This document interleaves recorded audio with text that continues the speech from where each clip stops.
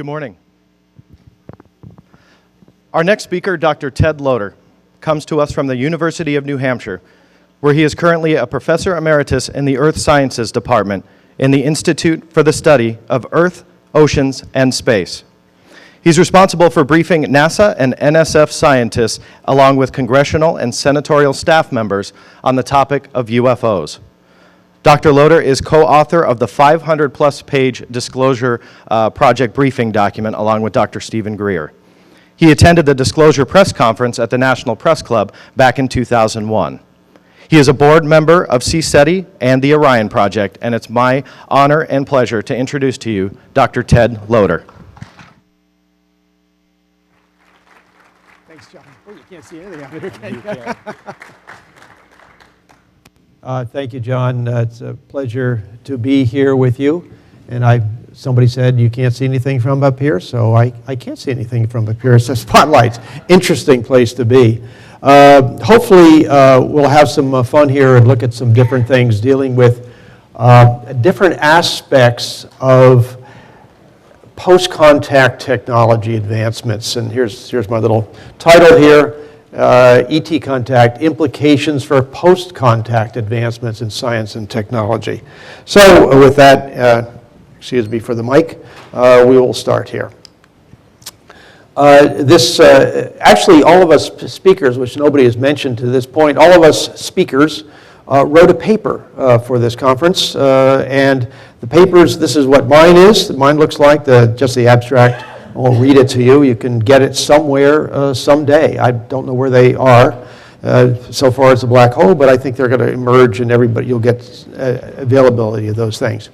Let me start right off at the very beginning in the introduction section here and say, without argument, intelligent beings from other star systems have been and are visiting our planet Earth. They are visiting Earth now. Anybody with an IQ over room temperature who does a little bit of homework comes to that conclusion. It doesn't take much. You don't have to be a rocket scientist to figure this out. This is not a matter of conjecture or wishful thinking. Now, so that's said. I will use the term ET, extraterrestrial, in this discussion, indicating that the beings that we're dealing with, communicating with, learning from, are not generally from Earth. One could go into other arguments that they've been here for a long time, underground, and all that sort of thing. I'm just going to use that as a general term, and I think all of us are familiar with that term from the movie on. The second definition I want to define for you is the concept of disclosure. I was involved heavily in the Disclosure Project, which kind of really set the stage for this back in the early 2000s in Washington, D.C. I co-wrote the briefing document with Dr. Greer on this thing, which is still almost a 500-page document you can get from the Disclosure Project website. Early on, we heard a talk about after disclosure, AD. I'm going to define the term open disclosure, and I mean that the following. Governments of the world and the media totally accept and publicly discuss the reality of ETs visiting our planet in an honest and open manner with the public. This has not happened yet, as we all know. Particularly when anybody, there are members of the media who will talk about a sighting or something going on, and they always either preface it with little green men or go snicker, snicker, and green cheese at the end of the. We've all seen that on everything from CNN to ABC to NBC, etc. So until they totally accept and publicly discuss the reality, open disclosure has not occurred. So what I'm going to be talking about in this talk is the concept of where we go once open disclosure occurs. There will be dramatic and rapid changes in many areas of human endeavors on this planet. These changes will result from the sharing of information by and from the ETs, as well as the release of knowledge gained by covert human project. Linda just gave us a perfect example of a covert project dealing with ET knowledge and technology. The speed of these changes, and I'll get more into the changes as we go on, will depend on at least four factors. and I'll come back to at the end of the talk on these 5 factors. 1, the willingness of the ETs to share knowledge in the rate at which they share. They will determine how much they tell us and at what speed they tell us, basically for our own good, I believe. Second of all, the willingness of human covert groups to share what they have already learned and have kept suppressed for many decades. We've talked about that earlier in some of the talks. Finally, thirdly, the acceptance of contactee reports on what they've observed and what they were told. We heard Jim Sparks' talk last night, which is excellent, informative, very interesting, and yet many contactees like himself who talk about this are poo-pooed in the media and the press and government spokespersons.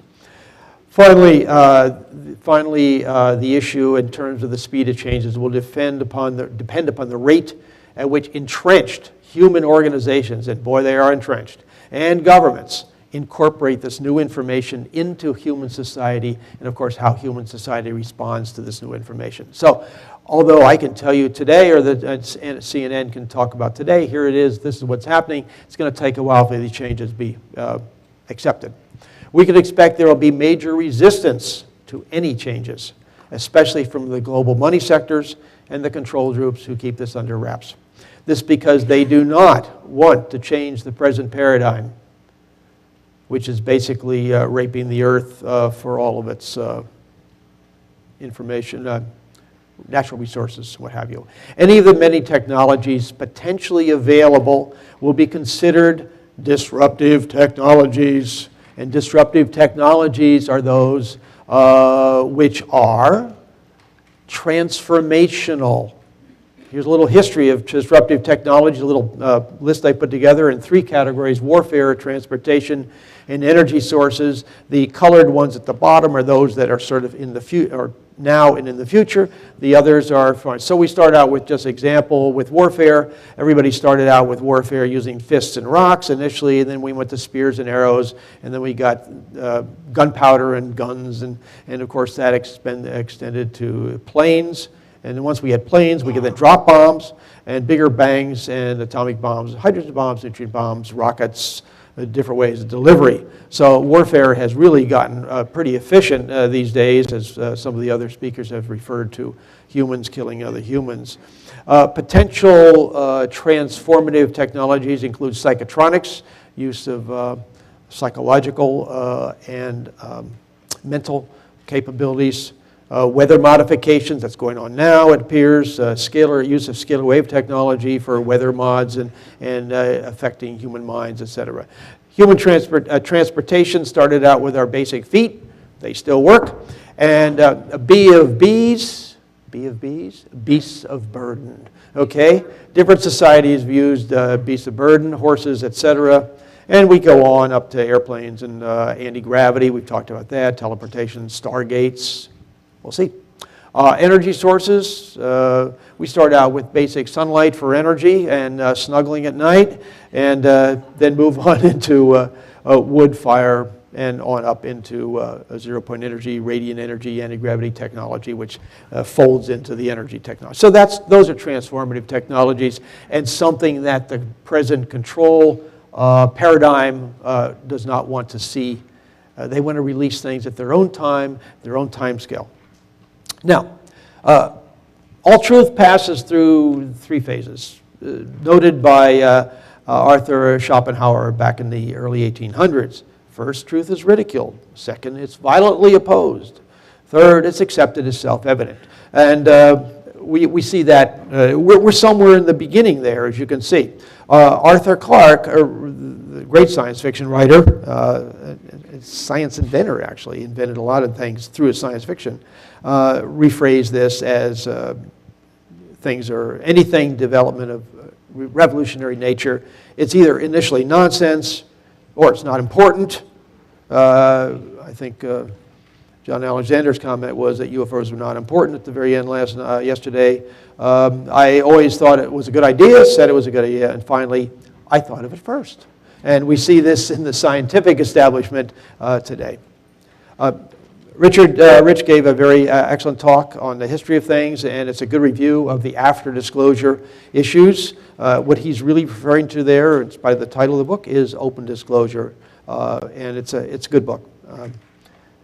So that's the introduction. We've done with that. What I'm going to do now is review some scientific and technology areas dealing with transportation, energy production, communication technologies, a bit of cosmology and consciousness issues at the very end, and a couple comments about the medical sciences, and finally, the conclusions. Okay, transportation issues. Well, how do they get here? And since they are here, this means they've done two things. They've solved the technology to bypass the speed of light and probably time, as we've heard in several conversations over the last day or so. Those limitations expressed by current academic physicists and physics, and have to determine how to access energy to do so. They're not using, as somebody else noted yesterday, they're not using Exxon jet fuel to go from star system to star system. If they can do this, why can't we? Have the physicists been keeping something from us? Is 20th century physics missing some points, or have they been keeping it from us? So the first thing people really should ask, once they accept the fact that they are here, is the following. How do they get here? And once again, if they can do this, why can't we? Very important question. A bit of history, I will go through a couple things that Paul mentioned yesterday, just because they're in the talk here. T. Townsend Brown's initial findings back in the late 20s on what became known as the Biefeld-Brown effect of high-charged dielectric capacitor, high K dielectrics, thousands, tens of thousands, hundreds of thousands of volts put in it, produce a force in one direction, and Paul explained that in kind of a major detail yesterday. T. Townsend Brown did the experiments in Hawaii with the flying discs that he showed pictures of yesterday in the early 1950s. This is from Paul's book, actually, or one of his earlier books. Interestingly enough, back in 2002, at the request of the head of the Space Colonization Technical Committee of the AIAA, the American Institute of Aeronautics and Astronautics, asked me to put together a paper for them, and I titled the paper Outside the Box: Space and Terrestrial Technologies of Transportation and Energy Technology of the 21st Century. I can never remember that title. I should have done better in the title, but it's a rather interesting paper in which I looked at some of the earlier stuff that other people have talked about at this conference. And the paper is now available at the Disclosure Project. It's been reproduced in a number of different books, and it's available on a number of different websites. And I'll talk a little bit more about it. A more recent paper that sort of updates what I said is Tom Vallone's work. He's Dr. Vallone's a scientist, Integrity Research Institute, and he's been very active in pursuing what's going on in the areas, as you see underlined there, electrogravitics, electrogravity, and the analysis of electrokinetics.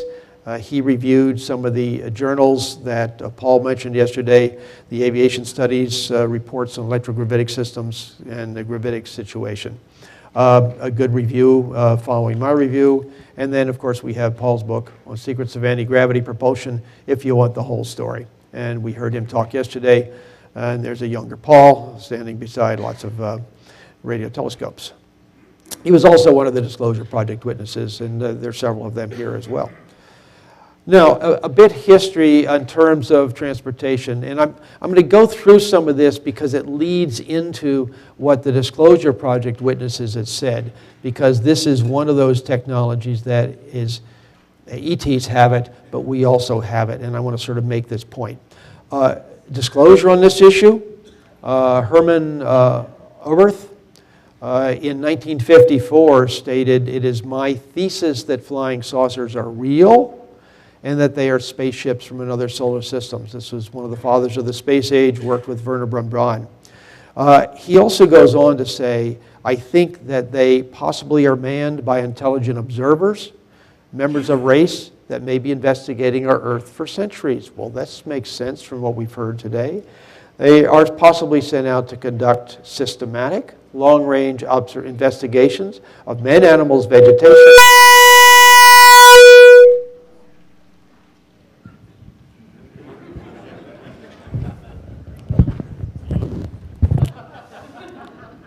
Hello? Okay.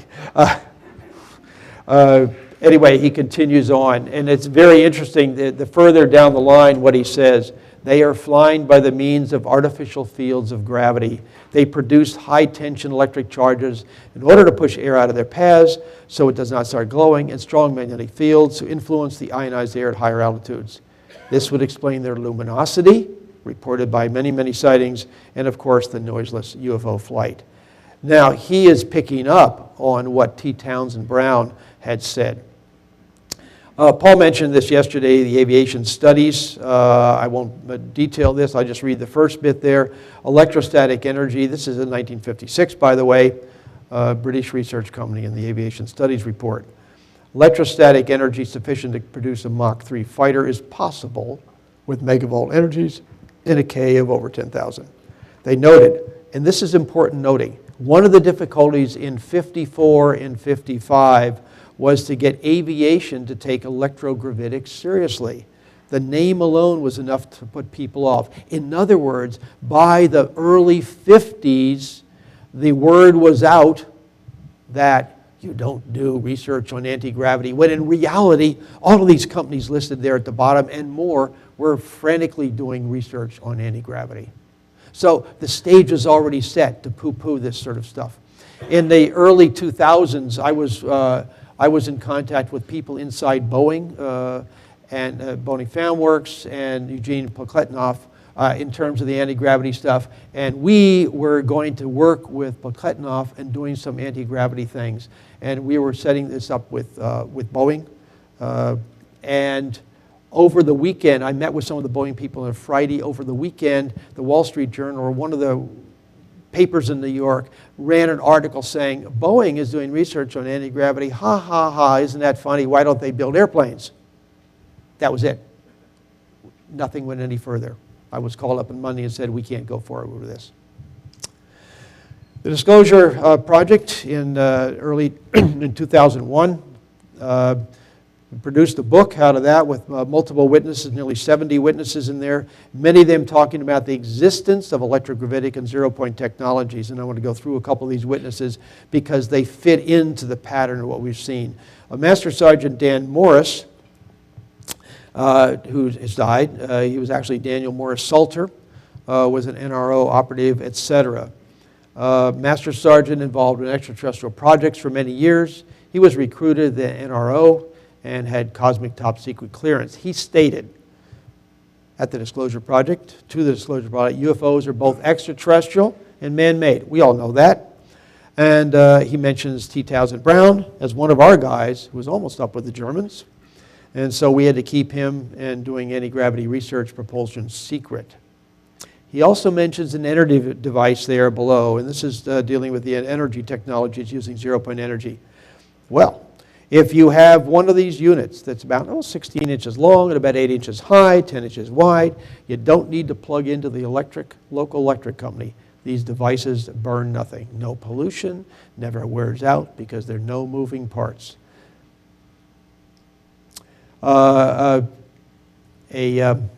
gentleman who works at Boeing still, which is why he may have retired by now, I don't know. But he stated to us, that's why it's just initials, most aircraft operate, most of the craft, referring to UFOs, operate anti-gravity electrogravitic propulsion.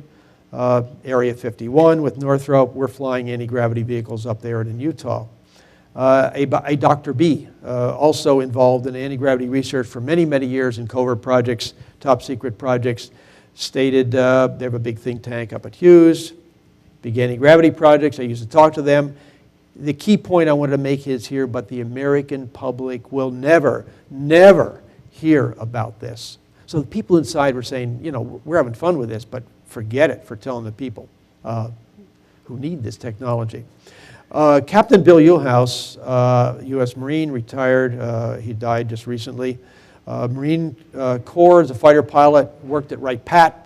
I don't think any flying disc simulators went into operation until the early 60s, around 62, 63. He actually worked on these simulators which simulated the anti-gravity craft. Simulator they used for extraterrestrial craft, they had the 30-meter one that crashed in Kingman, Arizona back in the early 50s. We operated with 6 large capacitors charged with 1 million volts each. So there were 6 million volts to those capacitors. Think T. Townsend Brown and what he was saying in the early 50s. So we developed a lot of this stuff on our own with a little bit of help from the ET in terms of crash vehicles. And then he mentions that they built a number of these over the past 40 years. He also noted, interestingly enough, one of the craft he worked on was a controlled craft the ETs, or aliens, wanted to present to our government, the USA. So there was some, as somebody mentioned yesterday, there was some technology transfer going on in the early 50s.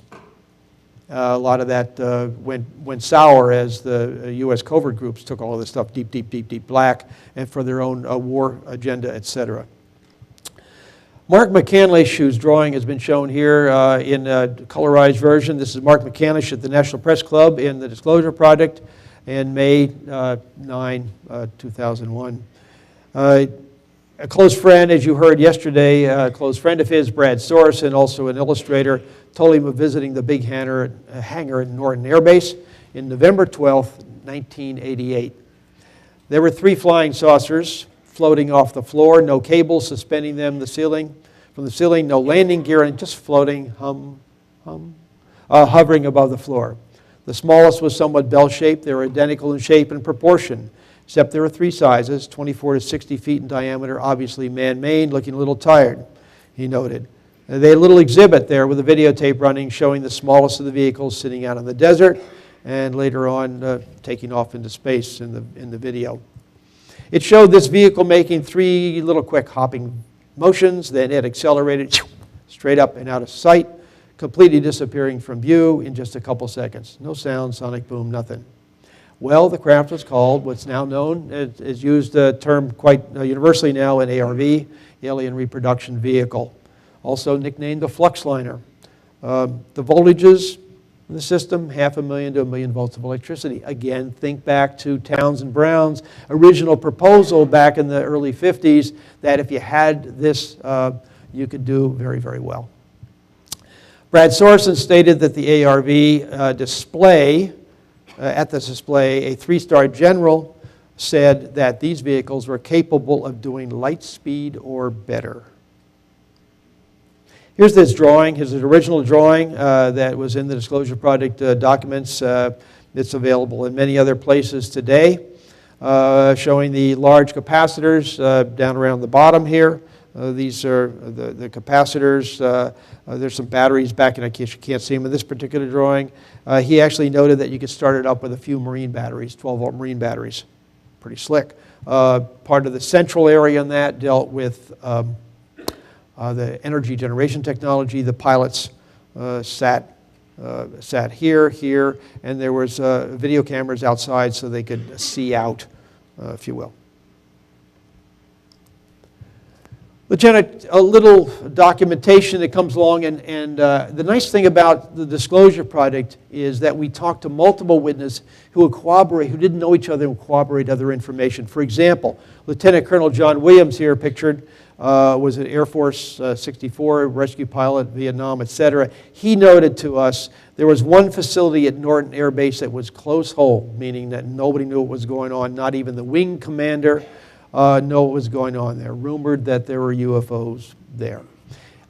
His father related to him, John Williams' father related to John, is that during a dinner party around that time, a very close friend, a RAND employee, keep that in mind, was invited. After several drinks, this RAND official said that the government was spending more money on anti-gravity than any other project in the history of this country. Think all those aircraft companies in the early 50s who said, snicker, snicker, you don't do anti-gravity, and they were doing it. It went deep black in the late 50s and been there ever since. So today we have TR3Bs. Here's somebody's idea of one. I put some big question marks there so you don't question me. Thanks to the web, just do a search on TR3Bs and more advanced large triangular craft owned by and run by black projects, if you will, and seen by people all around the world. Now, this is a great little tidbit here. Jan Harzan, our very own Orange County John Harzan, was meeting with Ben Rich in a group, at a lecture in '93. And many of you have heard this story, but Ben Rich noted to Jan that we already have the technology to take ET home. Tom Keller in his book has put a detailed discussion of this. I'll mention that in a minute. In a private conversation, Harzan and Rich asked Rich how UFO propulsion, works. Ben Rich replied, "Let me ask you, how does ESP work?" Harzan, way to go, Jan, answered, "All points in time and space are connected." Harzan answered that. Rich replied, "That's how it works." A new concept? No. Schrödinger in 1927 noted that is how things work, and we'll come back to his quote in a few minutes here. This is Tom Keller's book, which is out there in a stand. You can get it. It's excellent, up-to-date, within the last year or so, a review of a lot of major incidents in the UFOlogy world. He's done a lot of research, talked to a lot of people, and he's really put together a nice book on it. Nice work, Tom. Okay, so we get to the question that many people ask, and not this crowd so much, because you're pretty much in the know on things due to these conferences and what have you, but boy, the general public just doesn't get it at all. Why, if we had this question, I get asked all the time, why, if we have this technology, aren't we using it for the betterment of the world? Good question. We'll see, as we discuss this a bit further, and you probably know the answer to this, we'll see the UFO, ET secrecy, and the multi-trillion-dollar transportation and energy sector secrecy are closely related, and that's really what it's about. So we'll talk about energy first, and we'll come back to that business. And I want to go to my friend, many friends, people know Tom Bearden, a brilliant man who's studied energy technologies for many, many years, had written umpteen papers. He was one of our witnesses for the Senate briefing I put together at the behest of my senator back in 2002. He was one of the witnesses I had there talking about this, as was Paul from yesterday, Dr. LaViolette. Bearden notes that all electromagnetic energy comes freely from the seething virtual state vacuum via a proven broken symmetry of the source dipole. Big, heavy words here, but if you put a negative charge and a positive charge, you separate these things in space, so to speak, you'll get a flow of energy that is created by the separation of these charges. This means that, as you see here, if one can set up a charged pair, positive, negative, separate them to make a dipole and maintain the separation, then real, observable, usable electromagnetic energy will flow from the quantum vacuum state until the source dipole is broken. A little diagram there showing this thing. He goes into this thing in what one might term excruciating detail in his 900-ish page book, Bearden, Energy from the Vacuum, Concepts and Principles. Restoring, I might add, the original equations of James Maxwell, which were purged of their zero-point energy stuff back in the early 1900s, late 1800s, early 1900s. Here's what happened. In 1892, Lorentz removed the possibility of free energy source from Maxwell's equations from 1865, which described electromagnetic theory and produced a set of electromagnetic equations known today as the Heaviside-Lorentz equations. These have been used by scientists and engineers since about 1902, 3, 4, in that time period. Basically, 4 generations of engineers, scientists, have used a subset of the original Maxwell equations. The subset had been excised of the free energy terms. So our present-day electromagnetic systems continually break the dipole so they can require more energy, water, coal, oil, nuclear, etc., to start the energy flow again. The trick is to catch the energy and separately dissipate it to a load without destroying that dipole, and then the energy will flow. Where does this electromagnetic energy come from? A little picture of Paul Dirac there. Energy has been called by a number of scientists and researchers cold energy, scalar wave energy, energy from the vacuum, zero-point field energy, dark or negative energy, longitudinal energy, radiant energy, etc. All of this refer to energy that comes from the vacuum that we're talking about there and can be ultimately converted into electromagnetic energy that can be used to run things. In 1934, Paul Dirac described a way to extract this energy by inducing a negative energy, negative probability in the local vacuum of a specific region. Cool.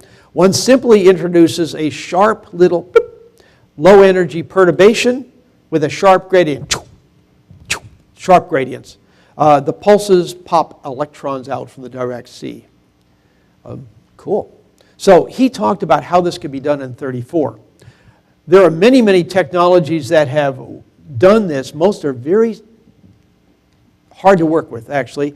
Tom Bearden lists, I don't know, over 30 in this long list. I'm not going to read it to you, with this long list of technology that are examples of over-unity or technologies that extract energy from the quantum vacuum state to run something or do something in an energy-wise situation.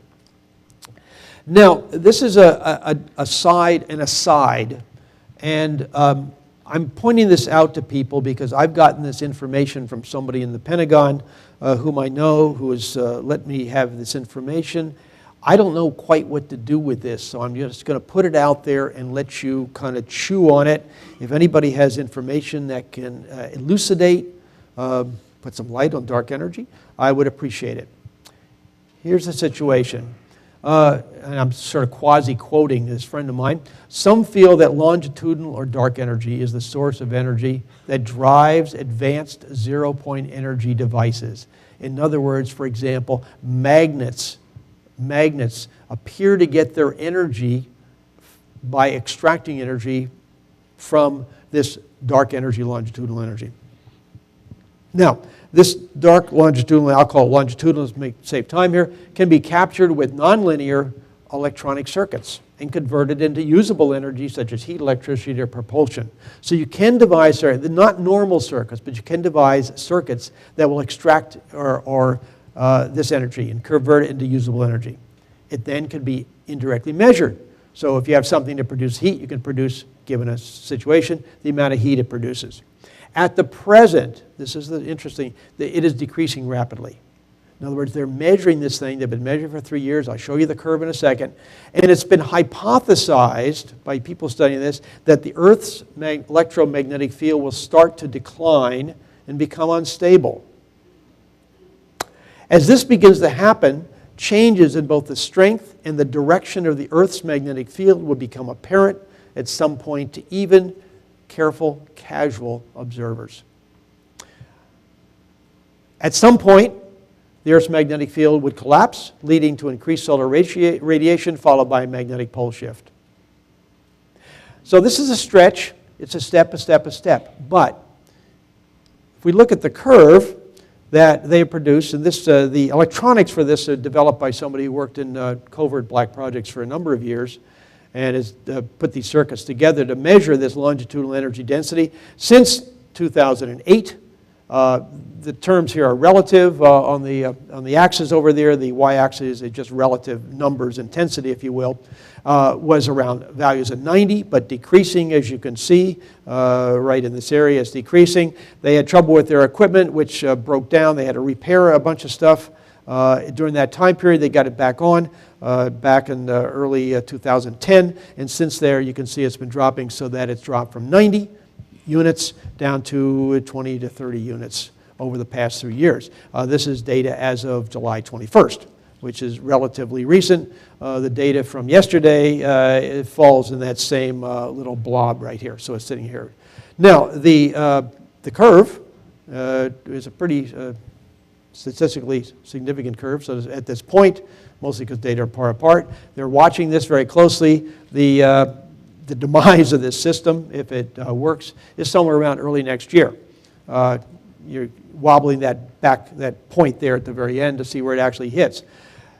Whether or not there's a relationship between this dark energy, longitudinal energy, and Earth's magnetic field, and whether the Earth magnetic field variations that we're seeing presently are a result of this or something else, or a major wave front, as Paul talked about yesterday, with explosions in the center of our galaxy and moving out.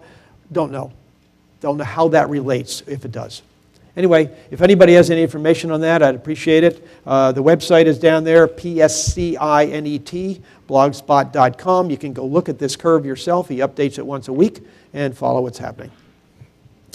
Okay, so let's see what's behind, back to the story here. What's behind UFO energy and secrecy? The what, or the evidence for UFO ETs is complex but manageable. We've all heard that. I won't go into it in any kind of detail here. You've all heard it. The how, or the nature of secret programs, is difficult, complex, and I love the term Byzantine.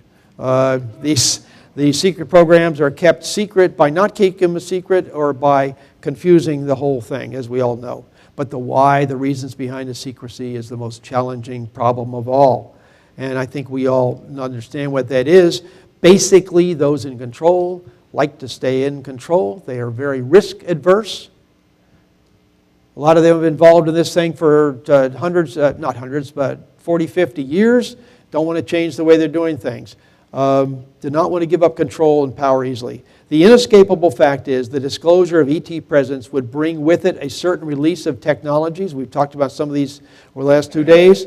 That release would sweep away the entire technological infrastructure of the planet. It wouldn't happen overnight, but it would happen ultimately. The changes would be immense and sudden. Sudden depends on how fast this will be allowed to happen. In part, I talked about at the very beginning. Consider these changes. No need for oil, gas, coal, nuclear power plants, internal combustion engine, no pollution. Can't happen fast enough. Technologies using electrogravitic devices allowing for above-surface transportation. We have those. No more roadways that cover fertile farmland, since transportation could take place totally above the surface. The impact of this change is both good and bad news, depending on which seat you're sitting in out here in the audience. And we'll stay tuned on that. The next topic that I want to get into is communication. And this is kind of the fun thing. The ETs communicate with us in many, many ways. Wikipedia is doing its very best to keep the people in the farm out of the knowledge loop, as their article on superluminal faster than the speed of light communication states, because such communication is considered by science to be impossible, most articles in this category are from the works of fiction. And then they go on to have a few works of fiction, and that's Wikipedia on superluminal communication. Yet, there have been multiple scientific papers on the subject which they totally ignore. And yet, also, it does not make sense that any advanced civilization visiting our solar system and planet Earth would not be able to communicate with their home planet in something approaching real time. And I don't have to go through the hello, wait 4 years for an answer, hello back. Schrodinger, as I mentioned earlier, stated here, and this is why, ETs can communicate almost instantaneously. Advanced use of the mind and consciousness for superluminal communication is the way ETs communicate. They have to. After all, Edward Schrodinger noted in 1927, multiplicity is only apparent. In truth, there is only one mind. Quantum physics thus reveals a basic oneness of the universe. Remote viewing takes advantage of this, as we heard from the excellent talk yesterday by Jove. Accessing this one mind, this picture of Hal Puthoff up there, Puthoff and Tar, we all know that story. Accessing this one mind helps explain the reports to remote viewers who can essentially view objects at great distances in real time, as Joe noted yesterday. How does it work? There's an excellent talk by Hal Puthoff in 2008, who noted that in his best assessment of how it works is, I don't have a clue. That's a direct quote. I said, whoa, wait a minute. Here's the guy who sort of invented this thing and sort of the SRI and the whole publicity to it and sort of fed into that, all that research, and he says, I don't have a clue. Although he noted in his talk that it might involve multi-dimensional, additional dimensions, or some sort of quantum entanglement. So say that fast 3 times, and you'll understand what it is. Here's Joe's talk yesterday. We've heard about his experiences and his views on ETs and future viewing and some of the technology the ETs has. Good book.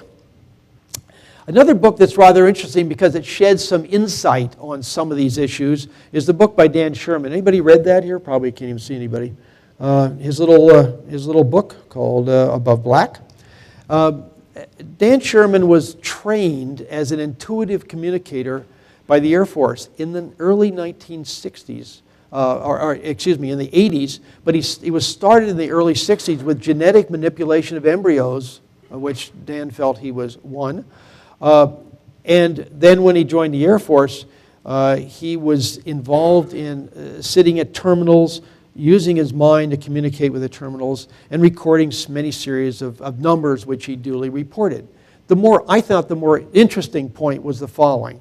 He published in '98 his book called Above Black, and as he did this more and more, which he found was very boring and annoying, he decided that he would try sort of working his mind a little bit differently. But further experience over several years that he did this allowed him to communicate on a higher plane, whatever that is, allowing him to form questions, receive answers, and receive visual images other than just the string of numbers that he was reporting earlier on. The ETs noted that with surprise they had not expected humans to communicate on this higher plane. A clue to what the ETs can do, and a clue to the potential future for humans, as was discussed by Jim last night. Anybody read this book? Yeah, very interesting. The Use of the Mind for ET Observation, Ingo Swann. It was, he did the work and then he was not allowed to talk about it for 10 years and he published the book, late 90s, I guess. It's about UFOs, about the nature of mind, and about the moon. And if you haven't bought your copy, you can still get one on Amazon for $350. I believe this would be called, let's buy up all the books this guy wrote because there's too much real information in it, and only somebody who's desperate. There are a few copies still floating around in people's libraries, but they won't cause any trouble. Amazing book. If you do get a chance to get a copy of it, I have a friend who looks at used book sales for me for books. He comes with boxes of UFO books. I said, there's a standing order, find one of these. It hasn't happened yet. Recently, just to tell you that things are still active or people are still talking about this, in Edge Science, published just a couple days ago, Paul Smith, who was actively in charge of some of the remote viewing programs, has written an article on remote viewing and, the state of the field in Edge Science. You can get it on a book stand coming down the pike. ET communications continued, so it's possible to access the mind consciousness field through the advance of technology as well as the mind itself.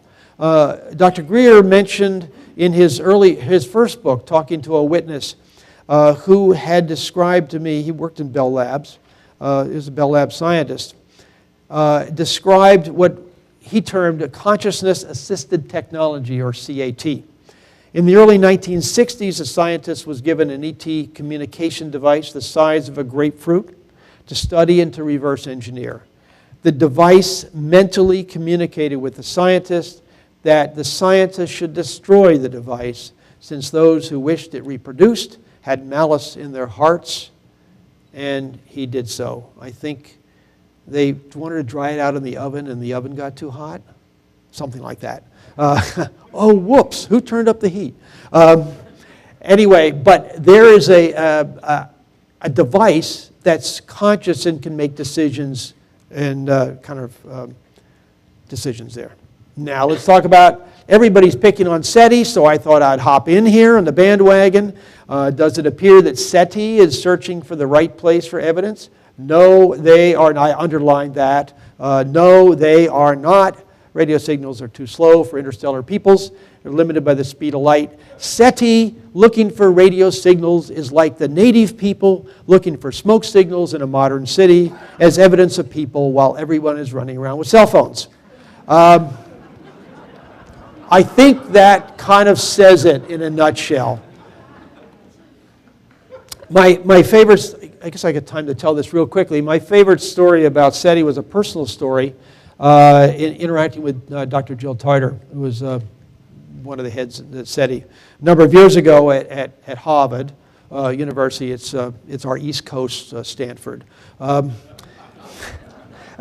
Anyway, she was there giving a lecture to in the astronomy department at Harvard and talking all about their gazillion channel receivers and all the rest of that, computers and all the rest of it. And I had been, just the prior year, this is in '99 I think, a year and a half or 2 years before that, I had been at the closed congressional briefing in Washington, D.C. That SETI had put on at the behest of our governor. I was appointed by her. In fact, she's our senator now, Senator Jean Shaheen. And she'd asked me to go there and represent the governor at this closed congressional briefing. And Edgar Mitchell was there and a whole bunch of other people, witnesses. So after Jill Tarter's talk, I stood up after a few questions and I said, I'm Dr. Loder for the University of New Hampshire, the Institute for the Study of Earth, Oceans, and Space, blah, blah, blah. And I just attended a briefing in Washington, D.C., with a number of military witnesses, government witnesses, pilots, talking about the reality with the government documents of UFOs, ETs, on the surface of the planet. I said, don't you think it would be worthwhile to have SETI, have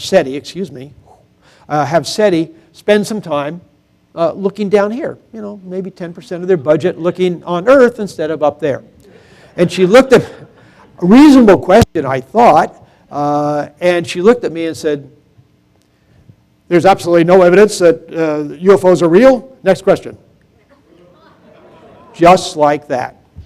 Now, the analysis that I thought about this after it happened was the following. There's only two explanations for this, and each one are damning. Let me go through them very quickly. One, she knows that the ETs are visiting the planet down here, but she doesn't want to do that because somebody's telling her to look up there. In other words, she lied to me. And she lied to the whole audience. She lies to the public about that. So the damning thing is that what the heck is she doing being the head of SETI program if she doesn't know about what's going on here on the planet? So, she's damned both ways. And so if she doesn't know about it, what is she doing being the head? If she does know about it, why is she lying? Either way, you can't win on that one.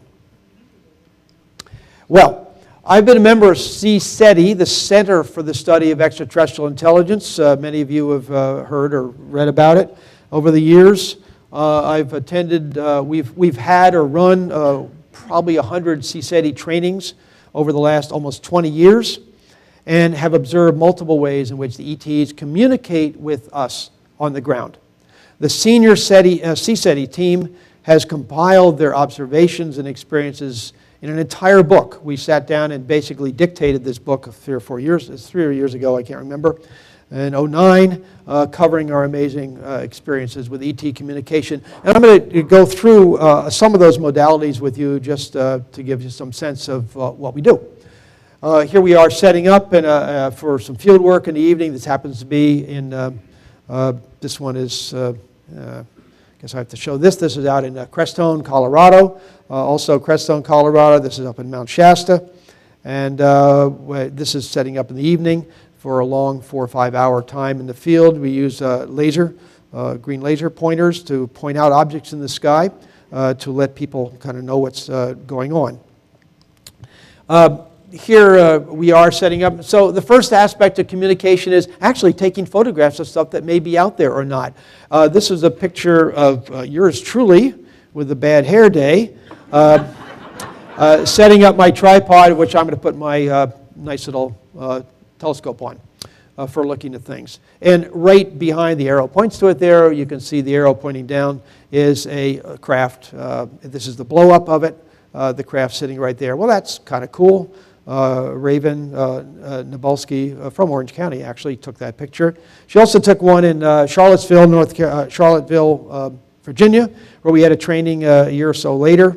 And same sort of thing. There's a craft as we were setting up this evening. So very often we'll have craft as we're setting up. People try to keep their eyes on the sky while we're setting things up. So communication just by showing up. We found that communication occurs not in many, many modes. There's mind communication. I'll give you an example of that in a minute. Sight, we just talked about seeing things out there. Feeling, the hair standing up in your arms, you know, the piloerection, whatever it is. Feelings, hearing, touch, smell, all of these take part. The ETs communicate in many, many different ways. It's not just, hello, I'm Zigzag from the planet so-and-so. The state of the mind and the level of the consciousness of the individuals involved in this plays a critical role in the success of communication. I have 4 little examples here. On Mount Blanca in 1999, there was a group of us up in Mount Blanca in the evening, late evening. We'd go into a circle. We were sort of in a contact event type of thing. There were ETs on the ground around us. I could not see them. Some people could. A friend standing right beside me is standing beside and said, Ted, can you see them? They're right over there. They're just the little guys, and they're so loving. They're just about this high, and they're kind of scampering about. They sort of come up and go back, come up and go back. And all I'm seeing is sort of gray, fuzzy lit areas. I couldn't resolve with my eyes the individuals.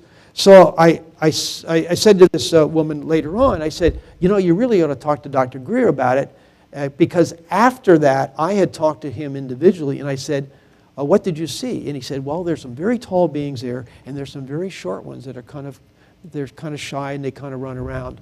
So I later told this woman, I said, go talk to him and tell him what you saw. So both of them saw exactly the same thing. Interesting, they were the only two, and I got independently from them, they hadn't talked to each other. They had told me both the same thing. And yet they were the only two in that group of 25 or 30 that saw anything that last night at that resolution, if you will. So the ETs can come there. They can be in sort of an altered state, shifted into the more astral form, if you will, a shifted form. This is done through technology, in part, and consciousness. Mount Shasta event was during a meditation. We were all in a meditation, and Al Dunaway, who is a very, very good remote viewer, among other things, spent 20 years doing Snoopy stuff on U.S. submarines. But Al was there, he had his eyes closed, and he got a message while his eyes were closed, look up. It was as clear as that, he said. Look up. He opened his eyes up, and there was a triangular set of stars, lights, shall we say, moving across the top of the group, right in the zenith. We videotaped it. It was seen up in, this is Mount Shasta, Northern California. It was seen up and down the coast hundreds of miles. Other people saw it and reported as well, so it wasn't just wackos in the field. And it was a direct communication look up to his mind. Everybody who was awake saw it there. There was a couple people sound asleep. That happens. Let's see. The next one is the the Joshua Tree. In Joshua Tree in 2009, we had a very interesting event happen, which I'll describe when I play the sounds for you in a minute.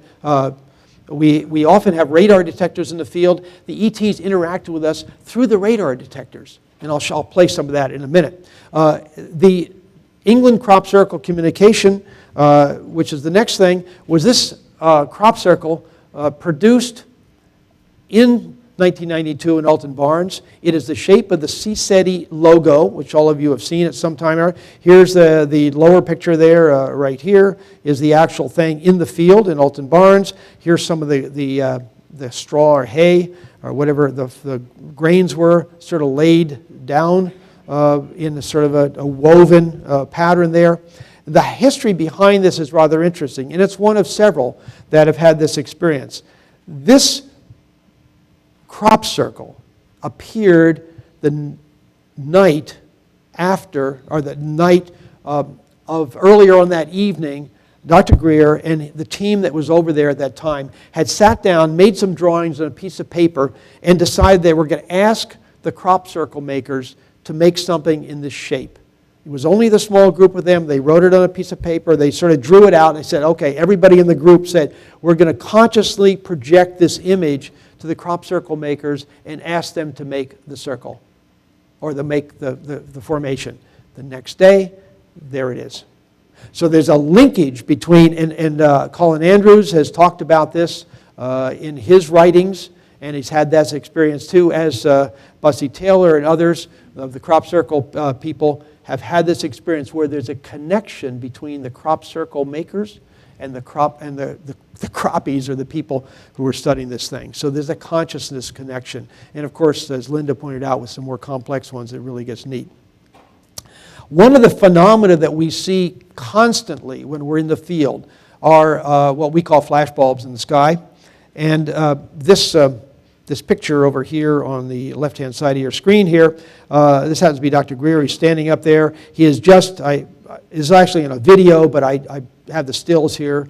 There, as you can see, there are 3 stars right there, 3 stars right there. There are the 3 stars right there. And right in that area right there, this brilliant flashbulb-like magnitude, -4 or 5 or whatever else, flashes out at us. And he was flashing his laser at that area of the sky, flash back at us. So they're communicating back, yes, we see you, we know where you are, hi. Pretty cool.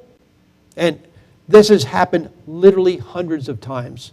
I remember in Joshua and Shasta one time, there was a group of craft up in the sky to the 20 degrees up across the sky. 4 or 5 of these craft were flashing at us like that, just off and on for an hour. And the star field moved by. It was cool. I mean, the stars moved by, so they were staying at the same place in the sky, even though the Earth was rotating. Same place relative to us. They were not setting, if you will. That's in the distance. So we call those flash bulbs. We, again, as I said, we see them again and again and again. In Charlottesville, a number of years ago, we had one of those that it flashed at us every 11 seconds for an hour. And it sat there, the star field moved by. So, is it a stationary satellite? Anybody, all you California space scientists that are here who work on satellites, do we have satellites? If you could answer this question for me publicly or privately, I'd love it. Do we have satellites that sit up there in stationary orbit, because this sat at the same location for an hour as the star field moved by, and just flashed every 11 seconds at us? And if it's up in stationary orbit, that is one hell of a flash if you think of how far out stationary orbit is. That's more than your average camera flash, I think. We also have a lot of communications in terms of flashes of light that are right in the group, within the group, over our heads sometimes. We've had flashes just illuminate the whole circle. And also in the trees around it, this is, you can see this little streak going by this tree. It's in front of the tree. The tree was 150 feet away from the group or so. It wasn't up in the sky. There are also times when we see flashes. Here's one. This appears and disappears, this little set of 3, within about a second, about 1 second. So it's on 3 or 5 or 6 or 10 frames of the video, just poof, like this, and disappears. Here's the same area right here, literally second layer or so, and it's gone. Here's another one of those three flasher jobs up in Mount Blanc in 2009. So we have these happen all around us, and with video night vision scopes, we can pick these things up. Sometimes they're bright enough to see visually. We also have orbs. This is an infrared photo taken, infrared camera, infrared flash, and there's the group sitting around. And there's an orb right above that in that little triangle. There's the perfectly nice round orb sitting above us. That particular picture, just one. We also, here's infrared. This time it's sort of reddish because I left the color on in the infrared camera. And here's two pictures taken 10 seconds apart on the Outer Banks here, one in which we have a number of orbs. And they often seem to move around. They often are sort of streaked. So there's this round thing that's sort of streaking out. And then the lower right hand corner, it's gone. It's gone. Okay, another interesting thing happened to a woman in Australia, a SETI member, and this is kind of cool. She was sitting around in the evening, and her dog was outside, and he went outside and ran down to the beach and was sort of barking at the water. Now, she said her dog, Skipper, as you can see, Skipper never went into the sea. He was scared of the water. When we put him in sand puddles, he ran the other way. What kind of dog is this? This particular night, he walked into the sea as if on remote control for about 8 to 9 feet. We had to go in the cold water and get him out. She said she was sort of moved to take a picture. Now, it was dark. She couldn't see a thing. Nothing was out there. She had a camera with flash on it. It was dark on the beach, and she took this one picture.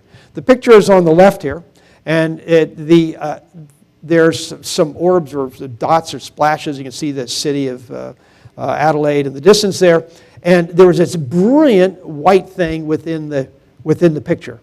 It just overwhelmed it. When we photoshopped it down, sort of closed down the brightness of it all, this object was inside that, or that was the craft that was inside it that had been communicating with her to come on out and communicating with the dog. So animals can sense this. Again, communications. This is kind of cool. This happened in Virginia. You can see the group sitting here. This is Dr. Greer, Dr. John Bravo, and myself, and my telescope behind my head there. We're all sitting there. There's a fellow across the circle from us with infrared Sony night vision camera. It was on Sony night vision, and he was just photographing the group. And this object came into the group, and it picked it up in one frame. Don't know what it is. We assumed it was an ET communication probe of some sort. Obviously, pardon? Well, we could call it that. It was there for one frame. And actually, if you follow the video, Dr. Greer actually had sensed something coming out of the sky, coming down. You can see his head go like this. It wasn't a moth, because we've seen those as well. Now, I've talked about sounds as well, and I'm going to play a couple sounds for you, because sound is another modality that is used by ETs to communicate with us. And see if this works. This is the crop circle tones. Oops, how do I do this here? Can you turn up the sound from the computer? Oh, there it comes, okay. This is I don't know if I can turn it. Could you turn it up a bit? I feel like I'm talking to space here. Right, thanks. These are tones slowed down. The initial one was that sort of sound, recorded by Colin Andrews in a crop circle in England back in '91. And they were taken by a fellow who's a musician who works with us, and then listened to very carefully, and then synthesized. He reproduced them exactly, and this is what the sounds were like.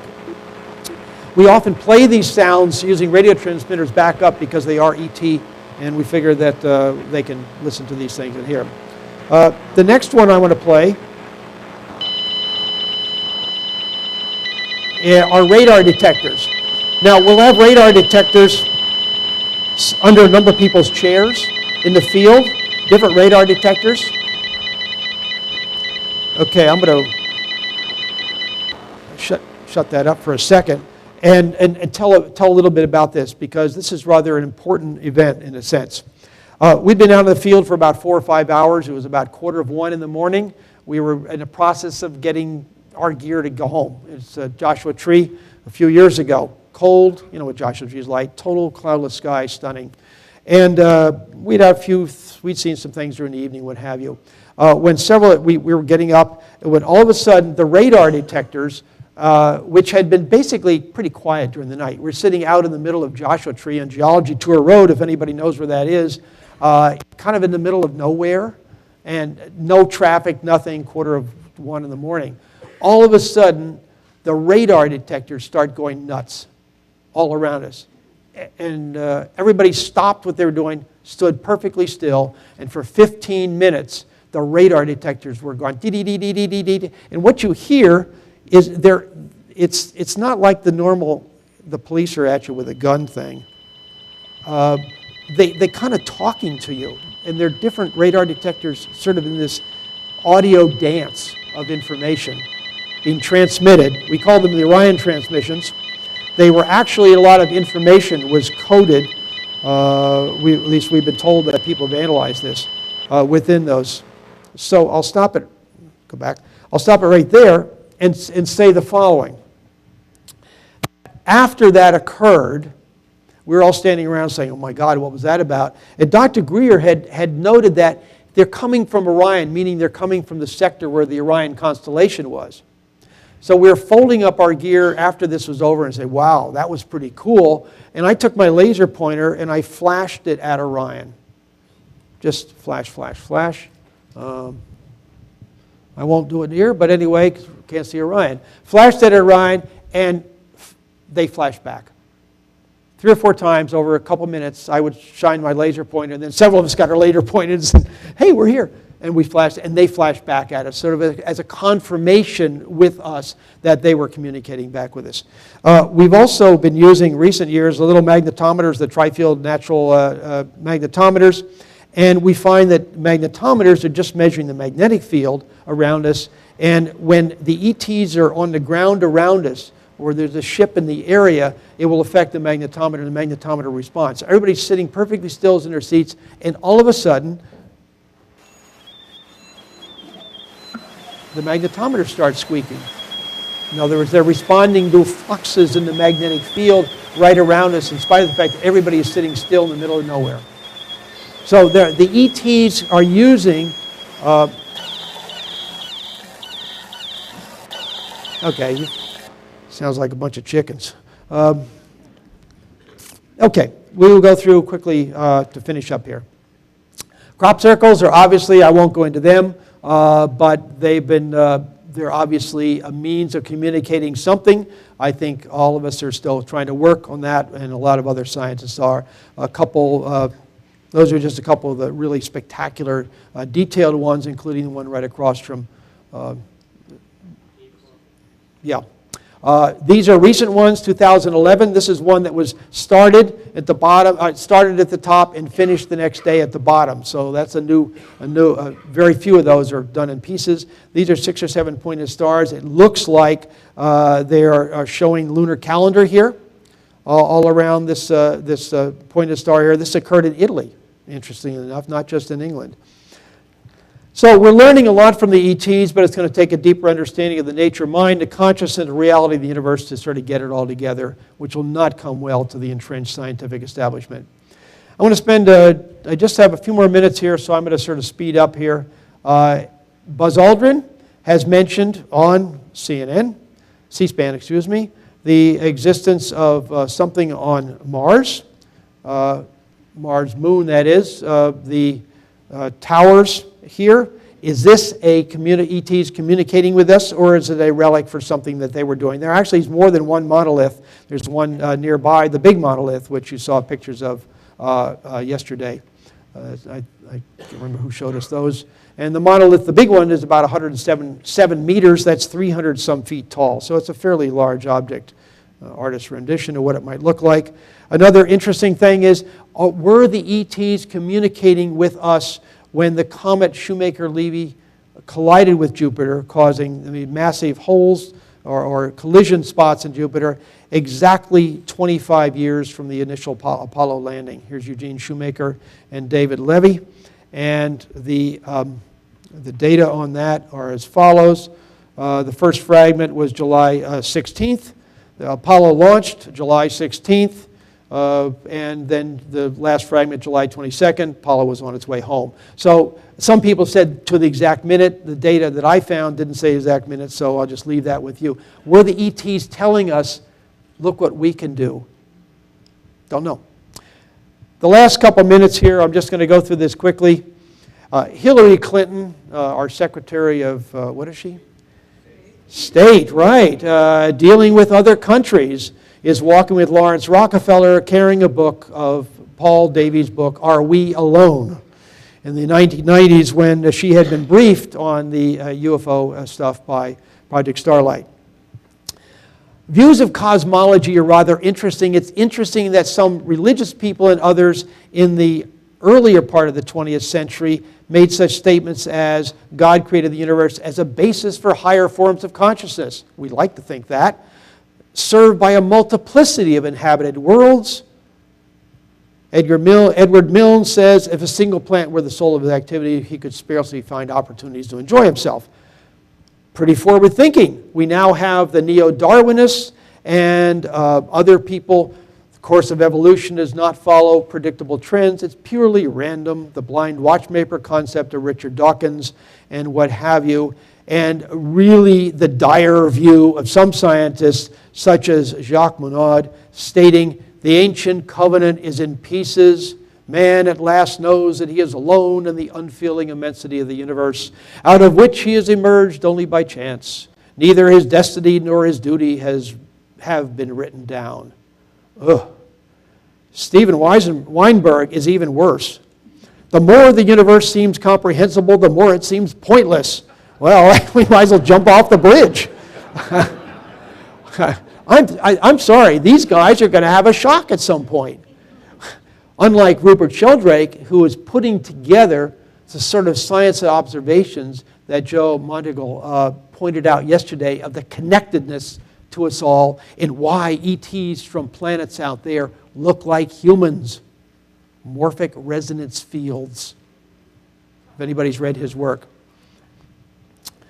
Final thought question here. And this comes out of the concept of emergent properties in consciousness. If it's possible to build a machine that's conscious, as reported by multiple sources, including Linda this morning perhaps, what does it tell us about the nature of the human mind, which is conscious, at least most of the time, the spiritual nature of humans and their ET counterparts? Is consciousness an emergent property, one that arises in a physical system, once it reaches a complex level, a level of complexity?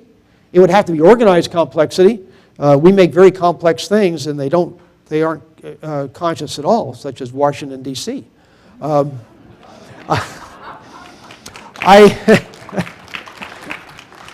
Finally, not finally, but a couple slides there left. Paul Davies is a cosmology thinker about consciousness and what have you, and states that consciousness is a fundamental emergent property in nature. In other words, a system that is set up to do it can do it, whether it's innate or inert, or either it's human or in conscious living things. In other words, consciousness happens. I think we need a bumper sticker. Everybody has saying consciousness happens. Thank you, Paul. There will be amazing advances in medical sciences. We've heard about some of those from Jim last night. I won't go into those very much outside. I have personally talked to people who have, in a meditative state, have had lights surrounding them, a box sort of glowing, sort of passed around this woman, cured of breast cancer, which she had just found out a couple weeks before that. Went back to the doctor, gone. Longer lifespans, we've already talked about that. Humans are doing research on telomere lengths under electromagnetic fields, so we're working on that. These are the introduction why there'll be speed of changes. We won't go through those again. Just a couple summary comments here. We estimate today about 3/4 or more of the people in the covert world support disclosure. We think amnesty is probably needed for that to happen. We predict that there will be major social, economic, global upheavals until Earth's people settle into a new peaceful paradigm, including new energy technologies, a peaceful interaction, support from the ETs, and a rise of the collective consciousness on Earth's people. Halton Arp noted, "We are certainly not at the end of science. Most probably we're just at the beginning. There will be no going back." Ultimately, this will be a very good thing for the human race as we take our place among the races of intelligent beings in the universe. We will ultimately become ETs ourselves. What we're hearing is the future ETs are coming back. We already will have become that ourselves as we travel to other star systems and take our place with other peoples from the stars. Thank you.